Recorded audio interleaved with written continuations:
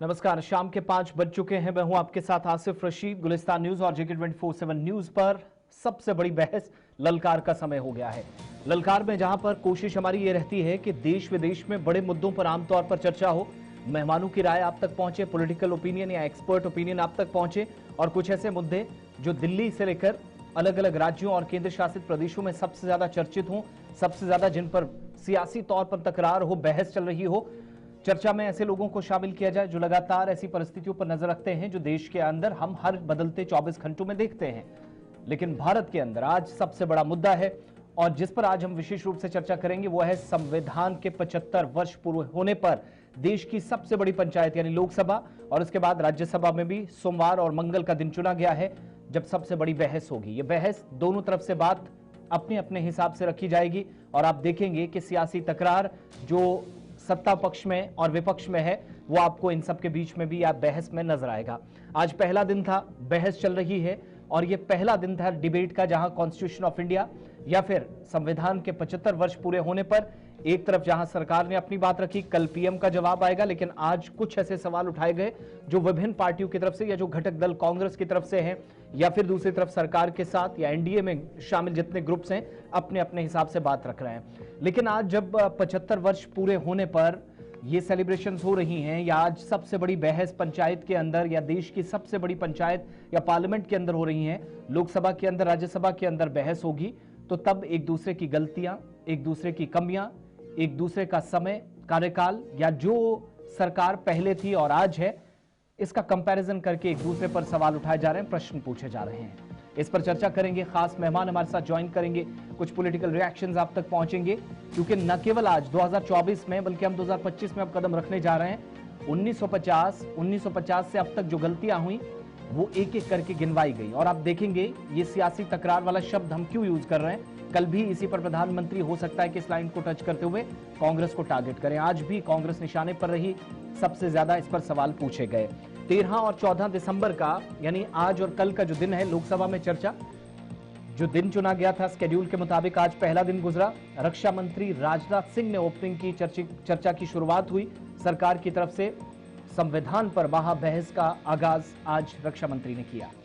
BJP के 12 से ज्यादा नेता जो आज और कल यानी 2 दिन के लिए इस चर्चा में हिस्सा लेंगे और 14 दिसंबर को यानी कल सैटरडे को प्रधानमंत्री मोदी की तरफ से चर्चा का जवाब भी दिया जाएगा और बहुत सारे प्रश्न जैसे मैंने कहा विपक्ष की तरफ से पूछे गए। कांग्रेस सांसद वायनाड से पहली बार पॉलिटिकल करियर की शुरुआत करने वाली प्रियंका गांधी वाड्रा के बाद सपा सांसद अखिलेश यादव बोले। ये इस तरीके से सीक्वेंस रखी गई थी कि दिल्ली या वायनाड और उत्तर प्रदेश इस हिसाब से जाया जाए। टीएमसी सांसद कल्याण बनर्जी ने उन्होंने भी बोला और इसके बाद टीडीपी सांसद डॉक्टर बायरेड्डी शबरी की तरफ से भी अपनी बात रखी गई और एक एक करके ये सारा सिलसिला आगे चला। संसद के अंदर बहस में जब लोग शामिल हुए, ये तो लोकसभा की हम बात कर रहे हैं, राज्यसभा में यानी बीच में छुट्टी का दिन है परसों, उसके बाद 16 मंगलवार और सोमवार का दिन यानी मंडे और ट्यूसडे को 16-17 दिसंबर को राज्यसभा में चर्चा होगी। वहां पर भी पीएम की तरफ से जवाब दिया जाएगा और खबर है कि गृह मंत्री भी वहां पर बीजेपी की तरफ से या सरकार की तरफ से पक्ष रखेंगे। अमित शाह चर्चा की शुरुआत वहां पर करेंगे, अपने अपने हिसाब से वहां पर बात रखी जाएगी। शुरुआत बड़ी खबर के साथ संविधान पर बहस की शुरुआत हो चुकी है और बीजेपी की तरफ से 3 लाइन का व्हिप जारी कर दिया गया है पार्टी के तमाम नेताओं के लिए, राज्यसभा सांसदों के लिए भी, पहले लोकसभा सांसदों के लिए कि वो जब ये चर्चा चल रही होगी संसद के अंदर वो मौजूद रहेंगे। एक बात, इसके अलावा लोकसभा में भी संविधान पर जहां चर्चा हुई, राजनाथ सिंह की तरफ से चर्चा की शुरुआत की गई जो मैंने पहले भी आपको ग्राफिक्स के जरिए बताया। लेकिन जब सवाल जवाब का प्रश्नकाल का सिलसिला शुरू हुआ, लोकसभा में राजनाथ सिंह ने सवाल उठाना शुरू किए तो देश के पहले प्रधानमंत्री पंडित जवाहरलाल नेहरू को लेकर भी प्रश्न पूछे गए और जब जवाब दिया जा रहा था तो कहा गया कि नेहरू को छोड़िए, आपने क्या किया उसका जवाब दीजिएगा, उसका हिसाबो किताब जनता के सामने 12-15 सालों का रखिएगा। प्रियंका गांधी वाड्रा जवाब में कह रही थी ये देश उठेगा, लड़ेगा और न्याय मांगेगा, सत्यमेव जयते प्रियंका गांधी की तरफ से अपने संबोधन में कहा गया। आज से राजा भीष्म तो बदलते हैं लेकिन जनता की आलोचना सुनने की हिम्मत नहीं है, प्रधानमंत्री निशाने पर थे। कहा गया कि आज जनता को सच बोलने पर डराया जाता है। एनफोर्समेंट डायरेक्टरेट या ईडी या फिर इसके अलावा समय गुजरने के साथ साथ सीबीआई और फर्जी मुकदमे सरकार ने एक हथियार बना लिए हैं। पहले इंजन टकराते थे, अब डिब्बे भी टकराते हैं। ये भी आज तंज कसा गया, एक टॉन्ट मारा गया सरकार पर अखिलेश यादव की तरफ से। और सबकी एक एक करके बात आपको सुनाना जरूरी है क्योंकि महाबहस का पहला दिन था। कल आप देखेंगे यहां से ये तकरार और आगे और जबरदस्त किस्म की एक राजनीतिक तौर पर वो जो लड़ाई है वो आगे बढ़ेगी। प्रधानमंत्री का जवाब आएगा और उसके बाद राज्यसभा में बात जाएगी और हो सकता है कि कल राहुल गांधी भी अपनी बात रखें क्योंकि नेता प्रतिपक्ष है। मगर आज एक तो कांग्रेस सरकार की तरफ से जवाब या फिर कांग्रेस के सहयोगी दल जितने वो भी अपने एक एक करके बात रख रहे हैं, मगर अखिलेश यादव की तरफ से भी पहली बार संसद के अंदर जब आज ये बहस शुरू बात रखी गई, पॉलिटिकल रिएक्शंस आप तक पहुंचेंगे और उसके बाद चर्चा को और आगे ले जाएंगे।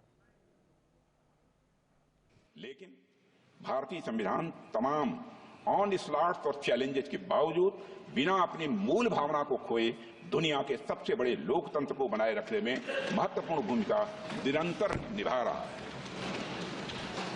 अध्यक्ष महोदय, मैं मानता हूं कि इसकी बड़ी वजह है भारतीय समाज में लोकतांत्रिक मूल्यों के प्रति प्रतिबद्धता, न्यायविधि और संविधान के प्रति आदर और सम्मान का भाव। और आज जब हम संविधान के 75 वर्ष पूरे होने का अमृत महोत्सव मना रहे हैं, तो मैं इस अवसर पर संविधान की भावना की रक्षा सुनिश्चित करने में सर्वोच्च न्यायालय की भूमिका की भी मैं सराहना करना चाहता हूं। संविधान के कस्टोडियन और इंटरप्रेटर के रूप में सुप्रीम कोर्ट की भूमिका को सहज रूप से हम सब स्वीकार करते हैं। अध्यक्ष महोदय और अध्यक्ष महोदय, आज संविधान की रक्षा करने की बात की जा रही है। अध्यक्ष महोदय, आज संविधान की रक्षा करने की बात की जा रही है, यह हम सभी का कर्तव्य है। और अध्यक्ष महोदय, लेकिन हमें यह भी समझने की जरूरत है कि किसने संविधान का सम्मान किया है और किसने संविधान का अपमान किया है। ऐसी बातें मैं समझता हूं शोभा नहीं देती है। अध्यक्ष महोदय, आज मैं देखता हूं कि विपक्ष के कई नेता संविधान की प्रति अपनी जेब में रखकर घूमते हैं। असल में उन्होंने बचपन से ही यही सीखा है। उन्होंने पीढ़ियों से अपने परिवार में संविधान को जेब में ही रखे दिया।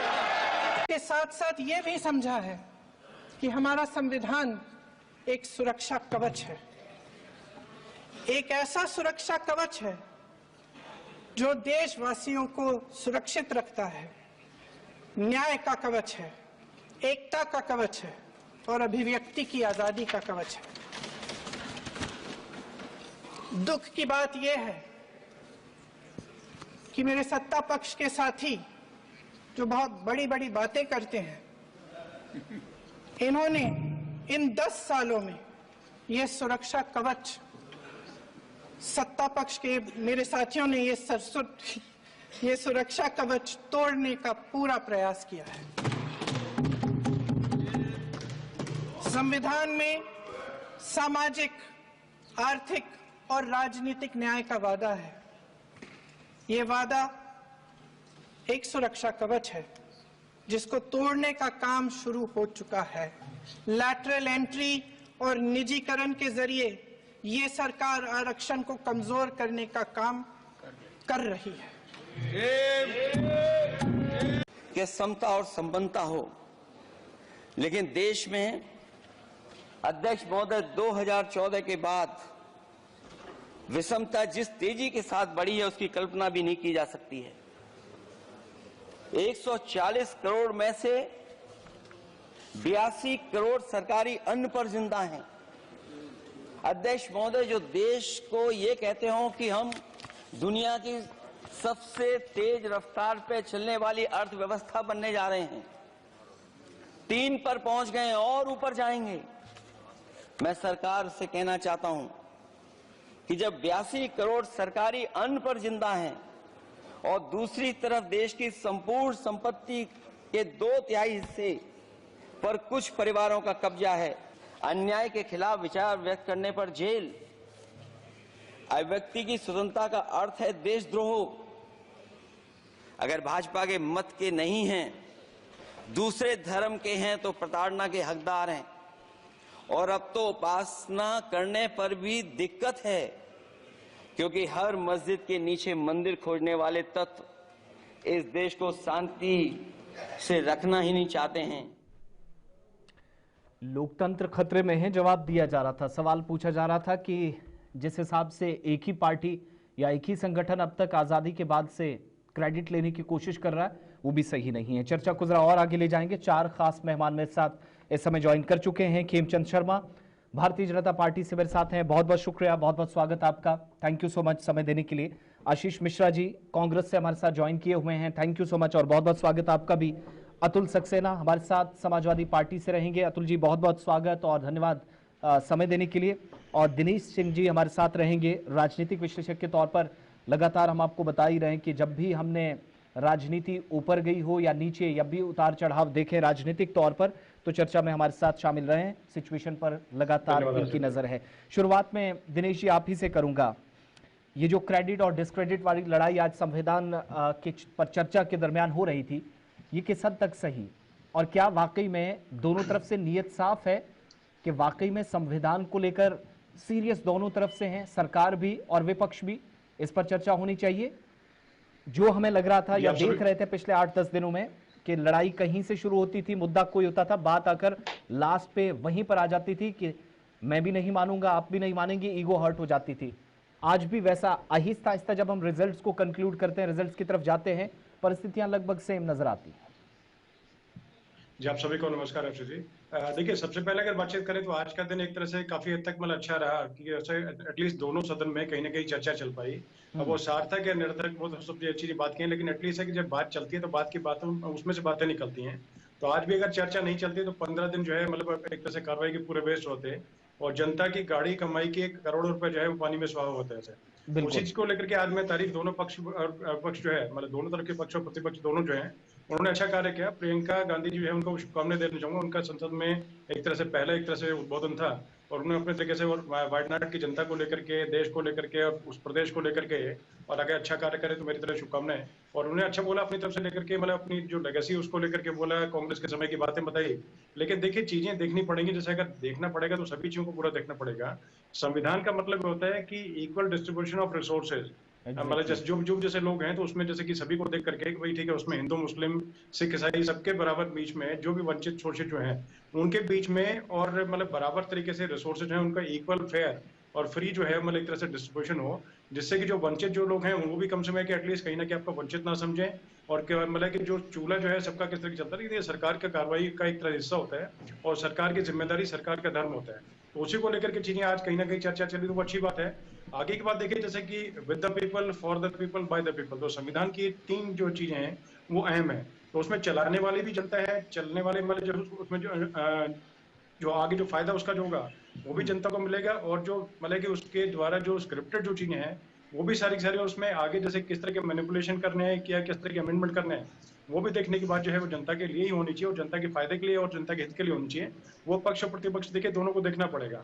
लेकिन कहीं ना कहीं देखिए जैसे कि जैसे अभी की बातें थी, जैसे आज की बात करें इससे पहले की बात करें आप जी, तो उसमें कहीं ना कहीं देखिए जैसे कि इसमें अब शायद हो सकता है प्रतिपक्ष ने ये देखा हो कि संसद जब तक नहीं चलेगी तो हमें एक तरह से जनता के बीच में सिंपैथी मिलती रहेगी और हम बाहर जैसे जो शोर मचाएंगे तो उसका मीडिया कवरेज पूरा अच्छी तरह मिलेगा उन चीजों को लेकर के। और जैसे आज खड़गे जी की जैसे जो अच्छी बहस जो उनके साथ में जैसे चली सभापति के साथ में और एक तरफ किसान पुत्र दूसरा मजदूर पुत्र जो तो उसकी बातें चली, तो उनको लेकर के कहीं ना कहीं जो रिफ्ट पैदा हो तो उसको कहीं ना कहीं उसकी आवश्यकता नहीं थी। खड़गे जी को जो उनका जो आवंटित समय था उसको यूज करना चाहिए था, उसके साथ में लेकर के देखिए मैं बताने वाला उसमें कोई नहीं होता हूँ क्योंकि जो भी सदस्य वहां पर पहुंचता है वो देश का नेता होता है ना कि किसी पार्टी का नेता होता है। तो आसिफ जी उनको वहां पर जाकर के खड़गे जी को अपने तरीके से वहां पर जो समस्याएं थी जैसे अडानी के मुद्दे को लेकर के बोले या किसी चीजों को लेकर के बोले तो उनको वहां पर कहीं ना कहीं बात पूरी अपना पक्ष पूरा रखते हैं और अडानी के खिलाफ उनको लगता है कोई सबूत अगर होता है तो सबूत रखने चाहिए थे।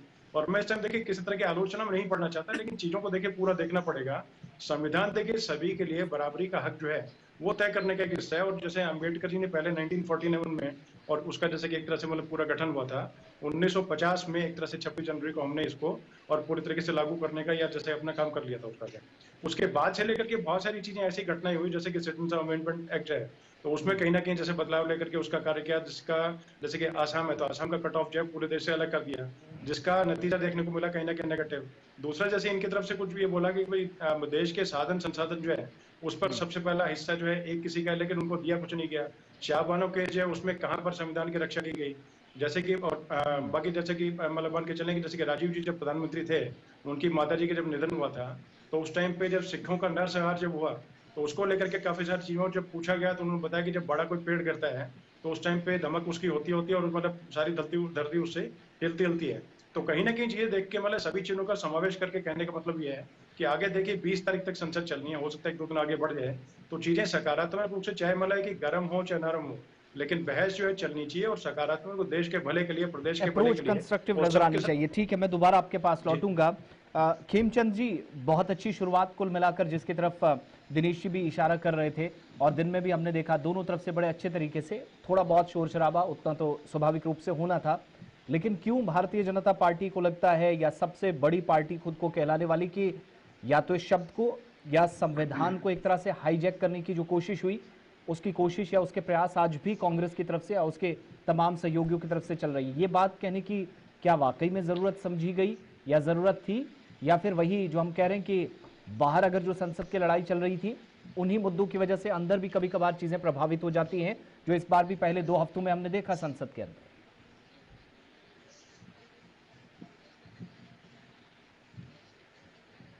खेमचंद जी, खेमचंद शर्मा साहब, आप मुझे सुन पा रहे हैं? शायद संपर्क टूटा। मैं जरा कांग्रेस से भी पहला रिस्पांस ले लेते हैं। किस तरीके से शुरुआत को आप देखते हैं आशीष मिश्रा जी? और हम तो ये भी एक्सपेक्ट कर रहे थे कि संविधान बचाओ की बात करने वाले शायद आज कोई नया फॉर्मूला भी सरकार के सामने पेश करें, लेकिन ज्यादातर पुरानी बातें और इतिहास और गलतियां ही गिनवाने पर आज दिन निकल गया। देखिए आसिफ भाई, आपको नमस्कार और मेरे साथ में मेरे पैनल में उपस्थित सभी साथियों को नमस्कार जी। देखिए, यही एक लोकतंत्र की हमारी खूबसूरती है। भारत के संविधान ने हमको यही अधिकार दिया है, लेकिन भारतीय जनता पार्टी उसे संघ के विधान के माध्यम से सब चलाना चाहती है, वो वही समझती है। लेकिन हुआ क्या, देखिए इतने दिनों से संसद बाधित था। आज चर्चा किस प्रकार से हुई, हम भी इसी तरीके से चाहते हैं कि जब लोकतंत्र में भारत के संविधान ने हमें अधिकार दिया है तो सकारात्मक चर्चा हो। सरकार का काम है सदन को चलाना, विपक्ष का काम है उनका सहयोग करना। तो विपक्ष अगर किसी चीजों की मांग करता है कि हम चाहते हैं कि इन विषयों पे चर्चा हो जाए, तो अगर कर नहीं है तो डर किस बात का होता है सरकार को? लेकिन सरकार ने, आपने देखा होगा, लगभग 15 से अधिक दिन इन्होंने यूं ही बर्बाद कर दिए।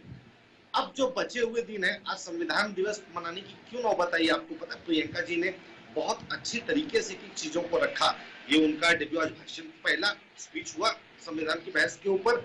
आप इससे समझ सकते हैं कि कांग्रेस पार्टी संविधान की रक्षा में कल भी खड़ी थी, आज भी खड़ी है और आगे भी खड़ी रहेगी।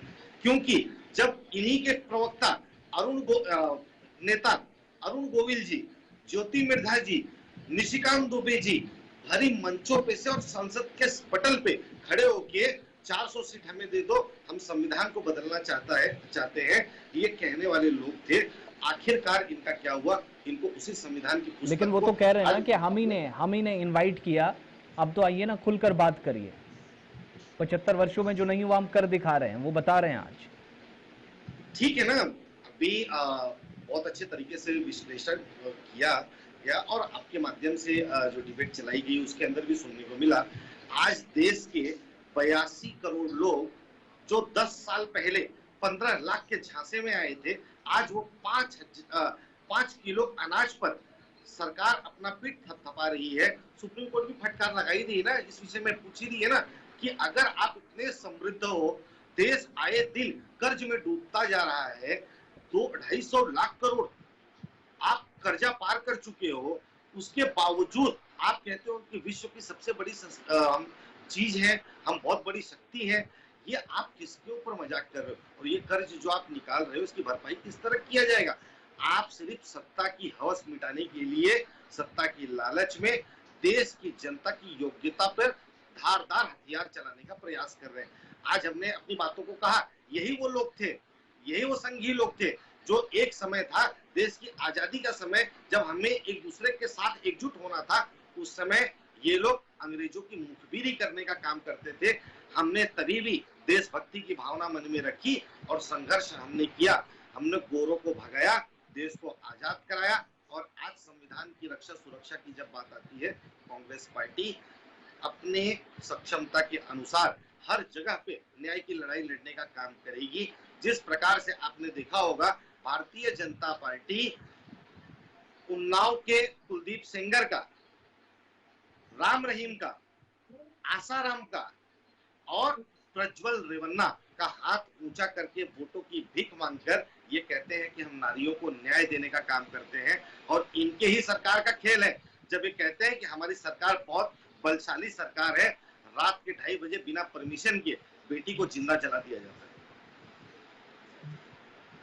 ये इनकी परिस्थिति है। तो ये संविधान की रक्षा की बात कैसे कर सकते हैं? आपकी आवाज नहीं आ रही है। आवाज आपकी नहीं आ रही सर। आवाज नहीं सुन पा रहा।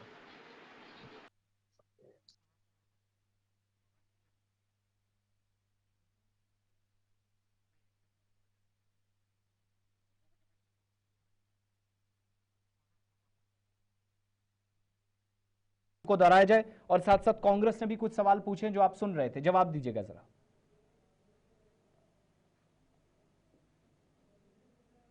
जी,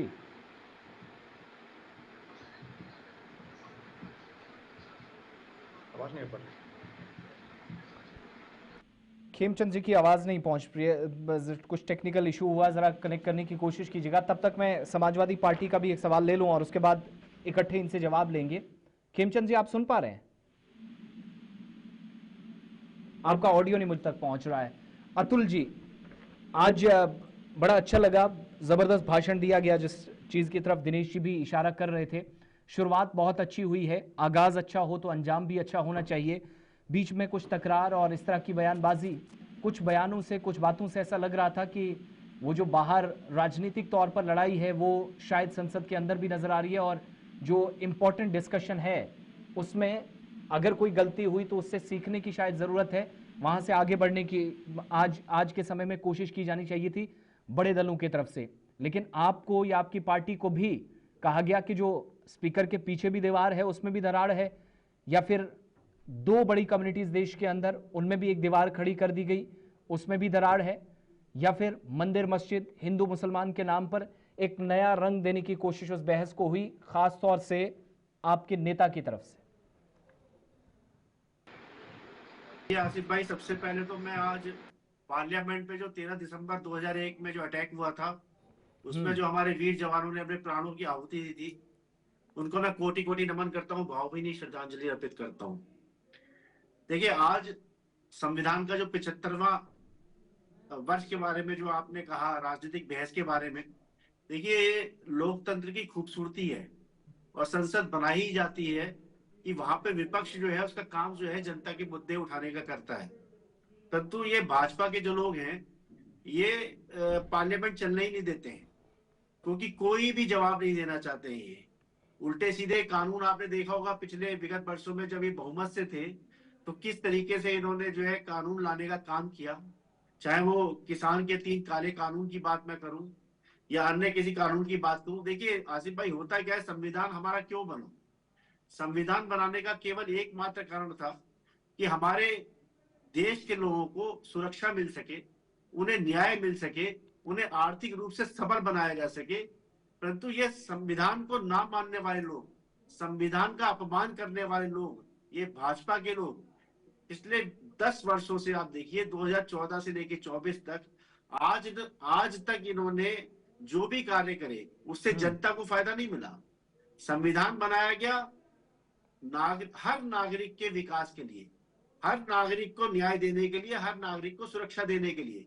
परंतु मुझे लगता है भाजपा के लोगों ने जो संविधान का मतलब समझ लिया है वो ये है कि अडानी और अंबानी को न्याय दीजिए, अंडानी और अंबानी को आर्थिक रूप से सफल बनाइए, अडानी और अंबानी को केवल सुरक्षा प्रदान करिए, क्योंकि इन्हें इसके अलावा ना तो जनता के मुद्दों से कोई मतलब है कि जनता कितना प्रताड़ित है, देश में कितनी महंगाई बढ़ चुकी है, महंगाई चरम सीमा पर है, कितनी बेरोजगारी है।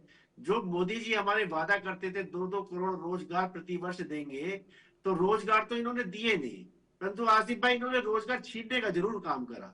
और देखिए ये बार बार, जैसे आपने देखा होगा, यदि मैं मुख्यतः उत्तर प्रदेश की बात करूं तो बार बार यहाँ पेपर लीक होने का काम होता है। तो पेपर लीक क्यों होता है? पेपर लीक इसलिए होता है ताकि लोगों को रोजगार ना देना पड़ जाए। यदि परीक्षाएं ये सफलतापूर्वक करा लेंगे तो रोजगार देना पड़ जाएगा, रोजगार ये देना चाहते नहीं। क्योंकि ये तो अडानी और अंबानी को केवल लिफ्ट करना चाहते हैं। तो एक असहाय आदमी को जिसे वाकई रोजगार की जरूरत है, कहाँ देने का काम करेंगे? इसलिए पेपर लीक उत्तर प्रदेश में होता रहता है। दूसरा, जिस तरीके से आपने देखा, अभी 2 दिन पहले की घटना है कि जिस संविधान के अनुसार, जो आप देखिए हिंदू मुस्लिम की जैसे आपने बात करी, भाजपा को इसके अलावा कुछ आता ही नहीं है। आप देखिए जिस तरीके से संभल की घटना, यदि मैं कहूं, अभी कुछ दिन पहले आपने देखा होगा, वहां 5 लोगों की हत्याएं कर दी जाती हैं। मैं इसे हत्या बोलता हूं, 5 लोगों की हत्याएं बोलता हूं, क्योंकि वो जो गोली चली है, वो जो गोली जो है सरकार के इशारे पे चलाने का काम किया दरोगा ने जो है। तो इसमें ये जो धर्म देख के, जाति देख करके संविधान के अपमान करने वाले लोग हैं, इन्हें सोचना पड़ेगा कि ये किस संविधान की सुरक्षा की बात करते हैं।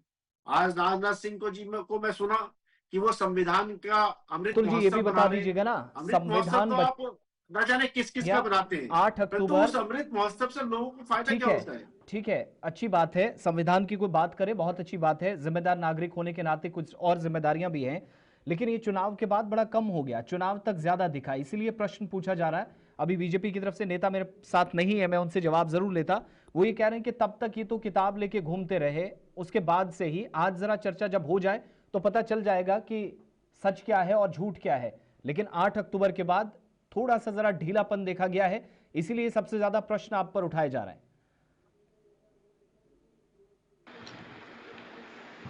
अतुल जी, मैं आपकी आवाज मिल नहीं पा रही, मेरे को जरा रिपीट करेंगे? मैं कह रहा हूं बीजेपी नेता ये आरोप लगा रहे हैं आप पर, या सरकार में बैठे लोग, या यहां तक के मंत्रियों की तरफ से भी कहा गया कि 8 अक्टूबर के नतीजों तक, या फिर जब तक चुनावी नतीजे आए कुछ एक राज्यों में, या फिर विधानसभा चुनाव में, तब तक ये बात बहुत अच्छी लगती थी, शायद उसके बाद भी बात होती तो हम मानते कि वाकई में सीरियसनेस के साथ संविधान की बात हो रही है। नहीं, संविधान की हम तो हमेशा संविधान की बात उठाते हैं। आप देखिए, जो सुप्रीम कोर्ट ने इनको फटकार लगाई है, संविधान के अनुरूप ही तो लगाई है फटकार। जो सुप्रीम कोर्ट ने अभी कल ही कहा है, जो स्टे ऑर्डर दिया है इन्हें, कि भाई आप जो है निचली अदालतों को कहा है सुप्रीम कोर्ट ने कि आप कोई भी नए मामले जो है निचली अदालत में स्वीकार नहीं करेंगे। मंदिर मस्जिद के ऊपर उन्होंने कहा है कि ना कोई सर्वे कराएंगे, तो उस पर स्टे मिला है। तो स्टे किस लिए दिया है? संविधान के अनुसार ही तो मिला है, कानून के हिसाब से तो सुप्रीम कोर्ट ने निर्णय दिया है। तो ये जो भाजपा के लोग जो है, संविधान को नहीं मानने लोग हैं, ये सरकार, सुप्रीम कोर्ट ने तमाचा मारने का काम करा है भाजपा के लोगों को। अच्छा ठीक है दिनेश जी, तो ठीक है, ठीक है, आप थोड़ी देर में कंटिन्यू कीजिएगा। दिनेश जी, ये जो संविधान पर जब हम चर्चा कर रहे हैं, ये अपने आप में एक ऐतिहासिक दिन है, हिस्टोरिकल फैक्ट्स को भी जरा जानना होगा, जिनको समझना होगा। अगर कोई गलती 10 साल 20 साल 30 साल पहले हुई तो आज क्या वाकई में उसको दोहराने की जरूरत है, या फिर जरूरत इस बात की है कि आप उस गलती को ठीक करने की कोशिश करें? संवैधानिक पदों पर बैठे लोगों की जवाबदेही, जिस बात को जरूरी है कि यकीनी बनाया जाए या जनता के सामने चीजें हों, सच्चाई आए, ये समझने की ज्यादा जरूरत है, बजाय इसके कि इस पर सिर्फ चर्चा होती रहे। आसिफ जी, सबसे ऊपर मैं ये चीज समझता हूँ कि गंगा जमनी जो तहजीब है और जो देश की जो समरसता है वो कहीं पर डिस्टर्ब ना हो, और पीस जो है हमेशा बनी रहे किसी भी सूरत में। जैसे कि जो शांति व्यवस्था है वो किसी भी तरीके से खराब ना हो, ये पहला देखने का काम होता है, चाहे पक्ष हो चाहे प्रतिपक्ष हो। दूसरा देखिए, संभल की घटना की जैसे बातचीत अभी जैसे कि एसपी प्रवक्ता कर रहे थे, तो देखिए वो 2 पक्षों के बीच की बातचीत थी, और वहीं पर क्या हुआ, कुछ हुआ, और बाद में जैसे बताया जा रहा है कि वहां के किसी दरोगा ने और कोई मेरा कि गैर कानूनी किसी हथियार से या देसी किसी बंदूक से गोली चला के कर दिया, मतलब है कि उनमें जो हताहत हुए। तो ऐसी कुछ चीजें आपका देखिए, अगर कुछ साक्ष्य है तो उसमें प्रस्तुत करना चाहिए, और बिना मतलब के सिर्फ हंगामा खड़ा करने का कार्य करना मुझे नहीं लगता कि उसमें ठीक ठाक कुछ रहेगा। और दूसरी बात देखिए, बार बार जैसे कि किसी ना किसी चीज को लेकर, जैसे कि संसद में अडानी अंबानी के मुद्दे को लेकर के, अगर आपका देखिए चीजें अगर ऐसी अगर हैं, तो जहां पर इनकी प्रदेश मतलब जो प्रदेश प्रतिपक्ष के जो प्रदेश है, चाहे टीएमसी हो चाहे कांग्रेस के जैसे अन्य जो है, चाहे हिमाचल हो चाहे तेलंगाना हो चाहे उसके बाद में केरल हो, तो वहां पर अंबानी को और अडानी को काम क्यों दिया जा रहा है, ये समझने की बातें हैं। दूसरा देखिए कि संविधान से ही जगह मतलब पूरा जो एक तरह से हक जो है वो संविधान के नाते एक गरीब झोंपड़ी में रहने वाले व्यक्ति को और ये अधिकार दिया है कि वो महल में रहने वाले आदमी को प्रश्न पूछ सकता है सामने सामने, और उसके घर पे जाके उसके दरवाजे को मतलब पूरा खटखटा सकता है, जोर से हिला सकता है, और घंटी बजा के पूछ सकता है कि भाई मेरे साथ में नुकसान करने का काम क्यों हुआ। और दूसरी इसके अलावा जैसे कि बातचीत जैसे कि जो जैसे जिस तरह के जैसे कि मतलब बार-बार जैसे कि जो एक तरह से बात बोली जाती है कि भाजपा के लोगों ने किया या किसी पार्टी के पक्ष के लोगों ने जैसे कि मंदिर मस्जिद वाली बातें, तो मैं उस मुद्दे को मतलब एक तरह से वो समझता हूँ उस तरीके से एक प्राइवेट किसी व्यक्ति जैसे मतलब एक कोई वकील है, तो उसने अपने नाते उसने अपनी मतलब है कि अपने अधिकार के नाते बोले या किसी नाते बोले, तो उसने अपनी ठीक व्यक्तिगत है। क्षमता में किसी चीज़ को उठाया, उससे भाजपा को लेना कुछ है ही नहीं ऐसे। और अगर है तो ठीक है, प्रश्न चिन्ह उस पे लगा, कोर्ट ने अपने उस वक़्त उस पे एक्शन ले लिया है। और दूसरा उसके अलावा देखिए मोहन भागवत ने पहले ही बोला था कि हर जगह पे और मंदिर मस्जिद जो है उसको करना छोड़ने का काम तय करने के बजाय और इकट्ठा एक साथ और समरसता बनाने का मिलने काम की किया। कोशिश करनी तो चाहिए। कहीं न ठीक कहीं है, देखिए किसी भी आप चीज़ अपनी में बात कंटिन्यू करेंगे। कोऑर्डिनेशन मैं वक्त एक छोटे से ब्रेक का हो चुका, ब्रेक के बाद मैं वापस लौटूंगा, तो चर्चा यहां से आगे ले जाएंगे। हमारे साथ रहिएगा।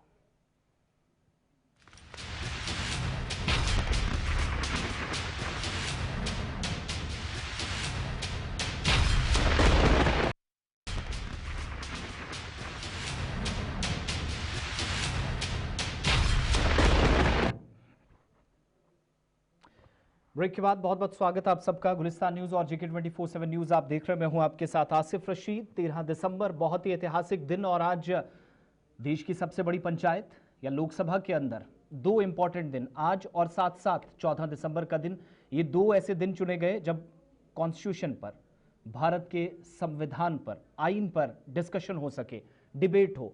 वो तमाम लोग जो संसद के बाहर सड़क पर अब तक सबसे ज्यादा इस पर चर्चा कर रहे थे, जरा अंदर आके भी डिबेट करें, कौन गलत कौन सही, कहां पर गलतियां, कहां पर चीजें सीखने या दुरुस्त करने की कोशिश हुई, ये सारी चीजें एक एक करके, और इस पर प्रधानमंत्री भी अब जवाब देंगे चूंकि दोनों तरफ से जब बहस शुरू हो चुकी है। जरा इस पर और चर्चा करेंगे, और हमारे साथ एक और खास मेहमान इस कार्यक्रम में ज्वाइन कर चुके हैं। भारतीय जनता पार्टी के राष्ट्रीय प्रवक्ता प्रदीप भंडारी जी हमें इस वक्त दिल्ली से ज्वाइन कर रहे हैं। बहुत बहुत स्वागत और थैंक यू सो मच हमारे साथ ज्वाइन करने के लिए और समय देने के लिए। प्रदीप जी, शुरुआत में जरा आज ही दिन से करूंगा।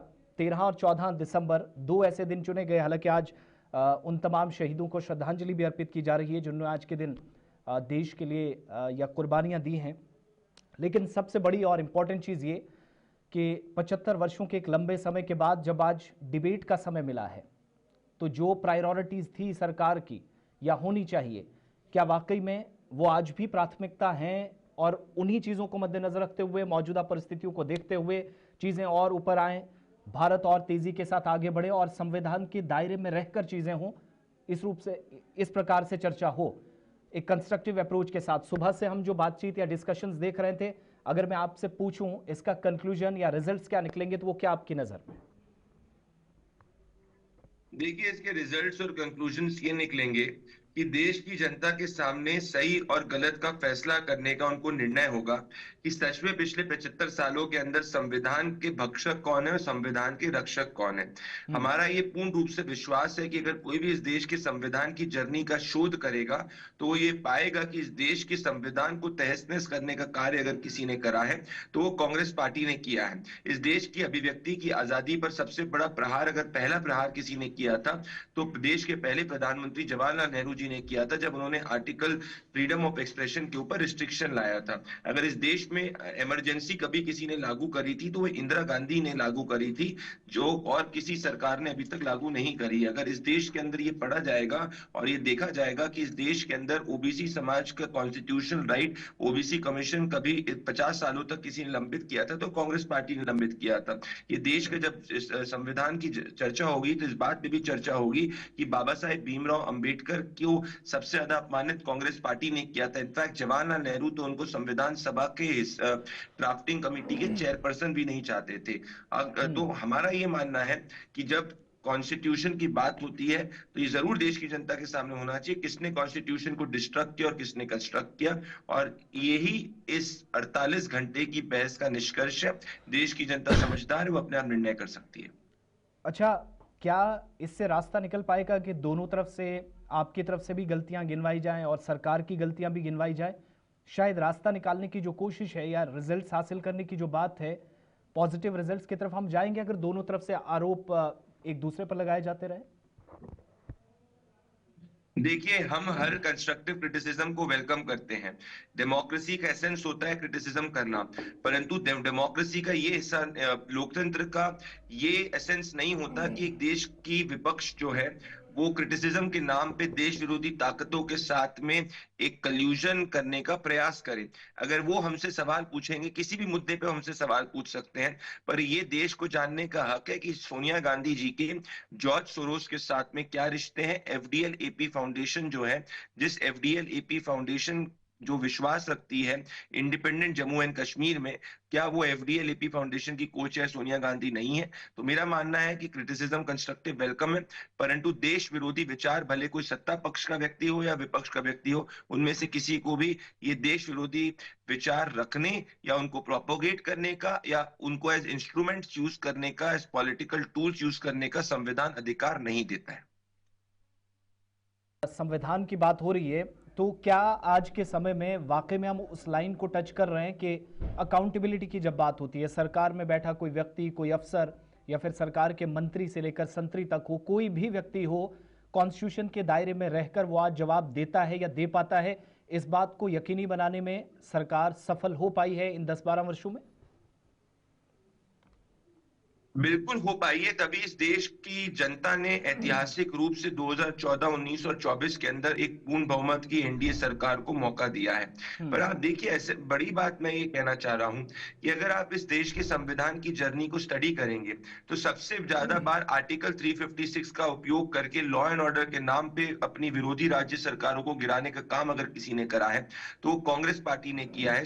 वो इंदिरा गांधी जी, जवाहरलाल नेहरू जी, राजीव गांधी जी, सोनिया गांधी जी की सरकार ने किया है। परंतु भारतीय जनता पार्टी की सरकार ने एक भी बार लॉ एंड ऑर्डर के नाम पे आर्टिकल 356 का उपयोग नहीं किया है। हाँ, 8 बार उपयोग हुआ है, परंतु अपने विरोधियों को गिराने की मंशा से नहीं उपयोग किया गया है कभी भी। तो मुझे लगता है कि हम हमेशा कंस्ट्रक्टिव क्रिटिसिज्म के लिए वेलकम है, परंतु मैं वापस से एक चीज को दोहराना चाहूंगा कि जब चर्चा होती है, विमर्श की चर्चा होती है, तो ये जरूर चर्चा होने की जरूरत है कि क्या हमारा देश का विपक्ष जो है कुछ ऐसी ताकतों के साथ कल्यूजन करने का प्रयास कर रहा है जो देश के अंदर इकोनॉमिक कियोस फैलाना चाहती है, जो देश के अंदर पॉलिटिकल कियोस फैलाना चाहती है, जो देश के अंदर सोशल इंस्टेबिलिटी फैलाना चाहती है। जम्मू कश्मीर के अंदर धारा 370 पिछले 70 सालों से एक टेम्पररी प्रोविजन को कांग्रेस पार्टी ने आगे रखा था। इस टेम्पररी प्रोविजन की वजह से जम्मू कश्मीर के अंदर पत्थरबाजी को एक नॉर्म बना दिया गया था। हमारी सरकार ने धारा 370 को हटाया और जम्मू कश्मीर के अंदर आज पत्थरबाजी की घटनाएं नील के बराबर हो चुकी है। तो मुझे लगता है हर मुद्दे की चर्चा होनी चाहिए, परंतु अगर आप याद करिए कि मणिपुर की बात करने वाला विपक्ष जब प्रधानमंत्री नरेंद्र मोदी जी ने संसद के अंदर मणिपुर पे बोलना शुरू किया था तो उन्होंने वॉकआउट कर दिया था। आज हमने हमारे सभी विपक्षी दलों को शांतिपूर्वक सुना, धैर्यपूर्वक सुना, परंतु क्या विपक्ष ये गारंटी देगा कि जब प्रधानमंत्री नरेंद्र मोदी जब तथ्यों को रखेंगे, जो तथ्य शायद से विपक्ष के हमारे साथियों को मिर्ची दे सकते हैं, उनको मिर्ची लग सकती है, तो वो वॉकआउट नहीं करेंगे और संसद को भंग नहीं करेंगे, टैक्स पेयर की मनी को वेस्ट नहीं करेंगे। ये देश के विपक्ष को जवाब देना पड़ेगा। 30-40 साल पहले गिनवाए जाते हैं, इमरजेंसी का एक दौर याद दिलाया जाता है। आपने जम्मू कश्मीर की बात की, मैं उस पर थोड़ी देर में आऊँगा क्योंकि आपका भी जम्मू कश्मीर से रिश्ता है। कुछ बड़ी इंपॉर्टेंट चीज़ें मेरे माइंड में हैं जो मैं आपसे जानना चाहूँगा, लेकिन एक सवाल ये बार बार पूछा जाता है कि हम सरकार से जवाब मांगते हैं, सड़क पे हो या संसद पे प्रदर्शन के जरिए हो या फिर शांतिपूर्वक ढंग से कोई सवाल किया जाए तो जवाब नहीं दिया जाता है और उसके साथ एक टैग लगा दिया था विपक्ष की तरफ से कि डिक्टेटरशिप है। कल को जो इमरजेंसी लगी थी वो तो अनाउंसमेंट करके कहा गया था कि इमरजेंसी है देश में, लेकिन आज अनडिक्लेयर्ड इमरजेंसी है। देखिए, इस देश का विपक्ष अगर जनता का समर्थन नहीं जीत पा रहा है तो इसके लिए वो इस देश के लोकतंत्र को अपमानित नहीं कर सकता। मंडे को ये लोग कहते हैं कि इस देश का चुनाव आयोग जो है वो स्वतंत्र नहीं है। जब देश का चुनाव आयोग महाराष्ट्र के अंदर वीवीपैट की स्लिप्स को मैच करता है और एक भी वीवीपैट की स्लिप मिसमैच नहीं होती जिसमें हर पोलिंग एजेंट पाया जाता है, तब इस देश का विपक्ष देश से माफी नहीं मांगता कि उन्होंने इस देश की चुनाव प्रणाली के बारे में झूठ बोला था। ट्यूसडे को, मंगलवार को, ये देश का विपक्ष जो है सुप्रीम कोर्ट को बायस्ड कहता है, क्योंकि सुप्रीम कोर्ट का जो जजमेंट जो आता है वो देश के विपक्ष के पॉलिटिकल बायस के विरुद्ध आता है। 1 साल तक हिंडनबर्ग का मुद्दा चलाने वाले विपक्ष को जब सुप्रीम कोर्ट से फटकार लगी और कहा कि इसमें कोई तथ्य नहीं है तो वो देश के सुप्रीम कोर्ट में विश्वास नहीं रख रहे। तो क्या अगर supreme court, supreme court, election commission, constitutional bodies, जनता, हर व्यक्ति को अपमानित करना और ये कहना अनडिक्लेयर्ड इमरजेंसी कहां तक सही है? अगर राहुल गांधी, प्रियंका वाड्रा को देश की जनता समर्थन नहीं कर रही, सोनिया गांधी को, तो इसका ये मतलब नहीं है कि देश डेमोक्रेसी नहीं है। देश डेमोक्रेसी है तभी एक चाय वाला का बेटा चाय बेचने वाला व्यक्ति प्रधानमंत्री है, और आज देश डेमोक्रेसी है तभी एक गरीब माँ का बेटा प्रधानमंत्री 3 बार सक्सेसिवली बन चुका है। और इस देश के अंदर नेहरू गांधी वाड्रा फैमिली अगर सत्ता में है तभी डेमोक्रेसी नहीं बची रहती। नेहरू गांधी वाड्रा फैमिली ने इस देश के संविधान को 42nd और 43rd अमेंडमेंट के तहत खत्म करने का प्रयास करा था। 37th अमेंडमेंट लाया गया था जिसके तहत जो है जुडिशरी की पावर को रिस्ट्रिक्ट करने का प्रयास किया गया था। इस देश अच्छी तरीके से वाकिफ है कि कैसे जस्टिस संजीव खन्ना को, जो सबसे सीनियर मोस्ट जज थे, उनको इंदिरा गांधी ने जज नहीं बनाया था क्योंकि वो उनके पॉलिटिकल डिक्टम को मान नहीं रहे थे और वो जुडिशियल प्रॉपर्टी में विश्वास रख रहे थे। तो ये सब देश के सामने है। हम तो पूछते हैं आप खुले रूप में चर्चा करिए, परंतु अगर आप खुले रूप में चर्चा करने की बात करते हैं, आप अडानी के मुद्दे पे चर्चा करने की बात करते हैं, तो क्यों रेवंत रेड्डी जाके केटीआर को तेलंगाना की असेंबली के अंदर बाहर गिरफ्तार करते हैं जब वो अडानी के मुद्दे में तेलंगाना में चर्चा चाह रहे हैं? तो तेलंगाना में अडानी के मुद्दे पे चर्चा नहीं करेंगे, संसद में अडानी के मुद्दे पे चर्चा करने की बात करेंगे? ऐसा थोड़ी हो सकता है जी। प्रदीप जी, क्या ये जरूरी नहीं है कि अगर कहीं पर आरोप लग रहे हों, कहीं पर देश की पूरे न्याय व्यवस्था पर, कहीं पर पूरे सिस्टम पर प्रश्न उठाए जा रहे हों, तो ये जिम्मेदारी हो जाती है सरकार की, और बड़ी पावरफुल सरकार होने का दावा भी है और है भी, इसमें कोई शक नहीं। लेकिन सरकार इस बात को सुनिश्चित करे कि अगर कोई गलती हुई है, किसी ने गुनाह किया है, तो वो सलाखों के पीछे जाए, उसको सजा हो। किसी ने तो जवाब देना है ना। ये तो सरकार जनता की अदालत में हमेशा जवाब देती है, पर ये देश की सरकार का ये जिम्मेदारी नहीं है कि ऑपोजिशन जो है वो बुलडोज करेगा पार्लियामेंट को। ऑपोजिशन को सेटिस्फाई करना सरकार की रिस्पॉन्सिबिलिटी नहीं है, पब्लिक के कॉन्शियंस को सेटिस्फाई करना सरकार की रिस्पॉन्सिबिलिटी है। ऑपोजिशन को अपना से रखने की अधिकार इस डेमोक्रेसी के अंदर है, लोकतंत्र के अंदर है। The opposition can have its say, but the government will have its way. That's the rule of the parliament.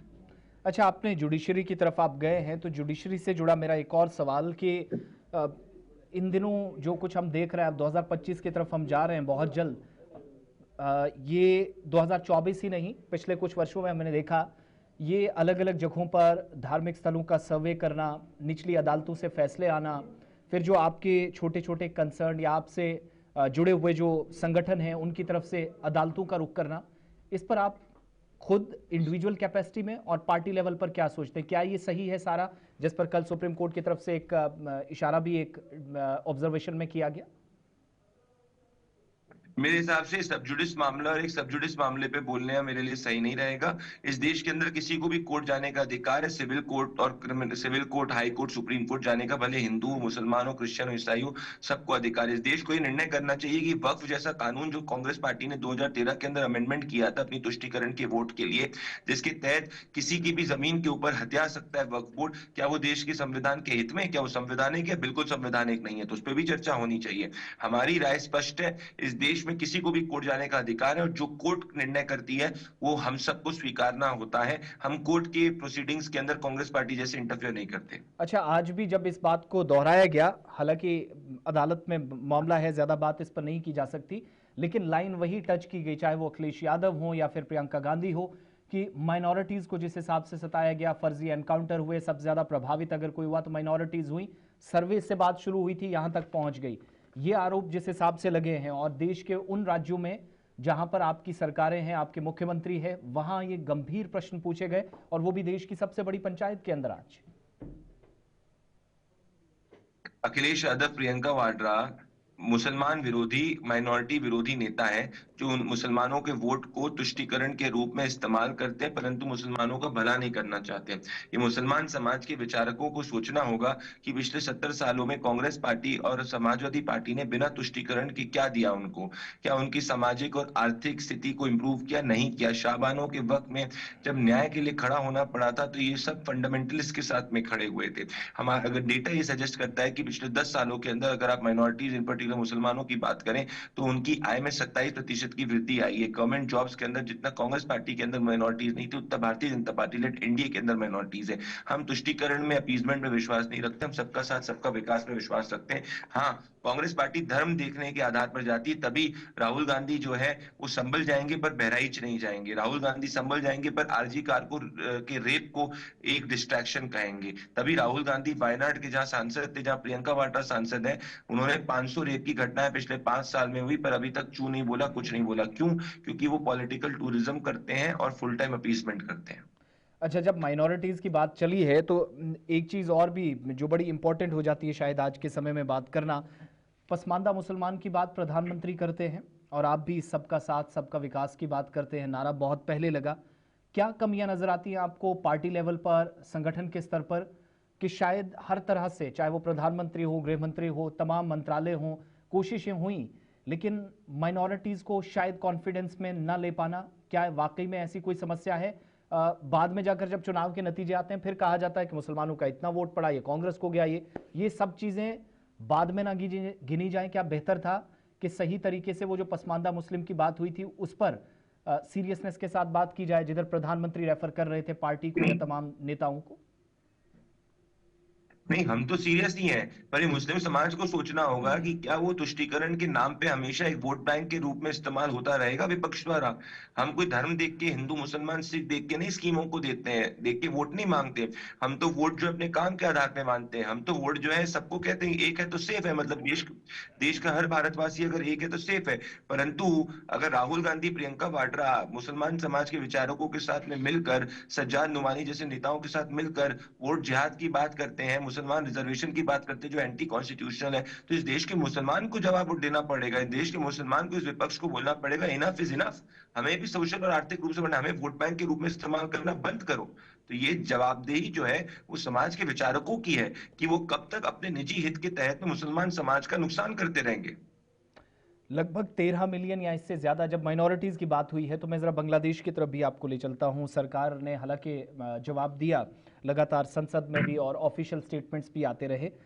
ये जो 13 मिलियन प्लस बांग्लादेश के अंदर हिंदूज़ हैं, उन माइनॉरिटीज़ को भी सुरक्षित तरीके से रखा जाए, वहाँ पर भी उनकी हर तरीके से बात हो पाई। फिर भी एक आरोप कि सरकार इतनी पावरफुल होने के बावजूद यूरोप के साथ, अमेरिका के साथ, पश्चिमी देशों के साथ संबंध बनाने में या रिश्ते अच्छे रखने में बहुत बात तो होती रही, लेकिन पड़ोसियों के साथ रिश्ते इतने ख़राब कर दिए गए कि आज शायद माइनॉरिटीज़ को पाकिस्तान के अंदर भी, बांग्लादेश के अंदर भी बचा पाना मुश्किल है। क्या ये सही है? पहले तो इस देश को, के विपक्ष को स्पष्टीकरण देना चाहिए देश की जनता के सामने कि जब सीए का कानून ये सरकार ला रही थी तो इन्होंने कहा था कि भाई क्यों रोहिंग्याओं को सीए में क्यों नहीं इंक्लूड कर रहे हैं। तो क्या पहले तो प्रियंका वाड्रा, राहुल गांधी, प्रियंका वाड्रा जो 25 ट्वीट करती है गाजा के लिए, जो 5 महीने की अपनी राजनीतिक नींद के बाद में जागी और एक पीसमील सा ट्वीट बांग्लादेशी हिंदुओं के लिए किया, इन सब लोगों को ये जवाब देना चाहिए कि जब इस देश की सरकार सीए का कानून ला रही थी और सीए के कानून में धार्मिक रूप से प्रताड़ित माइनॉरिटीज की बात थी पाकिस्तान, बांग्लादेश, अफगानिस्तान में, तो क्यों इन्होंने हिंदुओं का विरोध किया। और आज क्या अगर ये सरकार सीए की डेडलाइन को एक्सटेंड करती है क्या, तो ये देश का विपक्ष क्या इसका समर्थन करेगा? पहले ये अपनी नीयत को तो साफ करें। ये कौन होते हैं हमसे सवाल पूछने वाले? प्रधानमंत्री नरेंद्र मोदी इकलौते ऐसे प्रधानमंत्री जिन्होंने जब यूनुस जी ने शपथ ली तो बोला कि हिंदुओं पर टारगेटेड रूप से हिंसा को रोकिए। अभी कुछ समय पहले हमारे फॉरेन सेक्रेटरी गए, उन्होंने बांग्लादेश के प्रीमियर के एडवाइजर के साथ मीटिंग करी और बांग्लादेश की सरकार को पहली बार अपने आंकड़े को रिवील करना पड़ा। आज बांग्लादेश पे ग्लोबल प्रेशर है कि रिलीजियसली टारगेटेड माइनॉरिटीज, जो पर्टिकुलरली हिंदूज पे जो हमले हो रहे हैं, उसको रोके, जिसमें हिंदुस्तान का साथ यूनाइटेड स्टेट्स ऑफ अमेरिका और बाकी देश भी दे रहे हैं। परंतु राहुल गांधी, प्रियंका वाड्रा ने तो देश के अंदर जब इस पे बहस हुई और जब देश के अंदर इस मुद्दे के बारे में विमर्श होने का प्रयास हुआ तो इन लोगों ने तो कहा कि भाई हिंदू कैसे धार्मिक रूप से प्रताड़ित हो सकता है। तो आज ये क्या बोलेंगे? इनको क्यों आज हिंदू याद आ गए? क्योंकि इनको लग रहा है कि भाई चुनाव आ रहे हैं, चुनावी रूप से हिंदुओं का vote low. That is the reality. तो क्या सरकार ये जो जिस हिसाब से आपने पॉलिसीज बनाई थी कि प्रताड़ित लोगों को लाया जाएगा, अब आज के समय में ये जो लोग प्रभावित हुए हैं, पार्टी स्तर पर भी या सरकार के स्तर पर कोई इस तरह का कदम या पॉलिसी आने वाले समय में हम देखेंगे कि मैक्सिमम लोग बच सकें और जो लोग प्रभावित हुए हैं उनको भारत लाया जाए, या कोई तैयारी इस तरह की? सरकार इस पूरे के पूरे मामले पे बांग्लादेश में हो रहे हिंदुओं पे धार्मिक रूप से प्रताड़ना पर काफी चिंतित है और इसके ऊपर डे टू डे की नजर रख रही है और जो उचित डिप्लोमेटिक और स्टेप लेना होगा सरकार लेगी, weighing into all factors.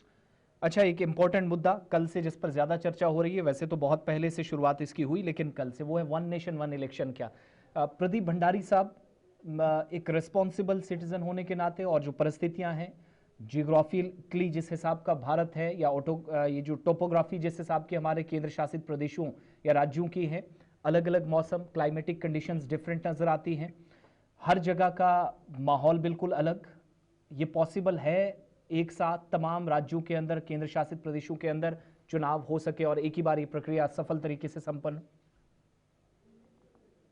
Asif जी, जब देश आजाद हुआ था तब 20 साल तक वन नेशन वन इलेक्शन हो रहा था। तो जब देश एक नेसेंट डेमोक्रेसी था, जस्ट आजाद हुआ था, तब अगर हमारी रिसोर्सेज में, हमारी लोकतांत्रिक व्यवस्थाओं में इतनी कैपेबिलिटी थी कि वो वन नेशन वन इलेक्शन कर सकती थी, तो मुझे लगता है कि अब 70-75 साल आजादी के बाद में हमारी लोकतांत्रिक इंस्टीट्यूशंस में और ज्यादा कैपेबिलिटी है कि हम वन नेशन वन इलेक्शन कर सकते हैं। और वन नेशन वन इलेक्शन ये कोई भारतीय जनता पार्टी का एजेंडा नहीं है, कि इस देश के कॉन्स्टिट्यूशन मेकर्स ने एनविसाज किया था।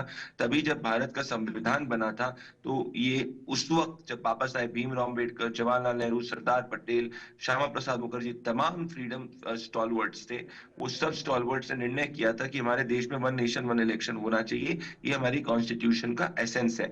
परंतु इंदिरा गांधी ने अपने राजनीतिक हित के लिए अब 1957 के अंदर कम्युनिस्ट सरकार को गिराया था, जिसके कारण वन नेशन वन इलेक्शन की जो प्रणाली है उसको एक धक्का रखा और ब्रेक लगा। हम वापस से कॉन्स्टिट्यूशन को इंप्लीमेंट करना चाहते हैं, क्योंकि हम संविधान प्रेमी हैं, हम संविधान भक्षक नहीं है कांग्रेस जैसे। ये मैं इसलिए जरूरी समझता हूँ पर्सनली भी कि कोई भी तब चीज जिस साल का आप हवाला दे रहे हैं तब 50-55 करोड़ की आबादी थी, आज बल्कि 10 गुना ज्यादा आबादी हो गई है और सिचुएशन डिफरेंट है, चैलेंजेस डिफरेंट है, इसलिए मैंने जरूरी समझा।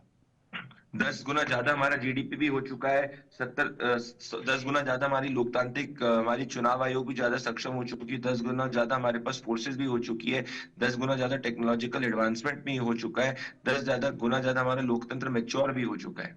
लेकिन उस हिसाब से देखें ना सर, बेरोजगारी, फिर गरीब लोगों को मुफ्त राशन पहुंचाना, जिसका आज हवाला देकर आप पर फिर से अटैक किया गया, हालांकि ये सरकार का आंकड़ा है 80-82 करोड़ लोगों को मुफ्त राशन, क्या चीजें उस लेवल पे भी ठीक होनी चाहिए? क्या नहीं, तो क्या आप कह रहे हैं कि क्या कोरोना काल के अंदर देश की जनता को ऐसे ही छोड़ देते हैं क्या? कांग्रेस पार्टी का तो एजेंडा था फाइजर की पूरी लॉबी के साथ मिलकर इस देश की कोवैक्सीन को ब्लॉक करने का, इस देश में वैक्सीन हेजिटेंसी को पैदा करने का, जिसको इस देश ने पूर्ण रूप से इस देश ने इसका मुकाबला करा।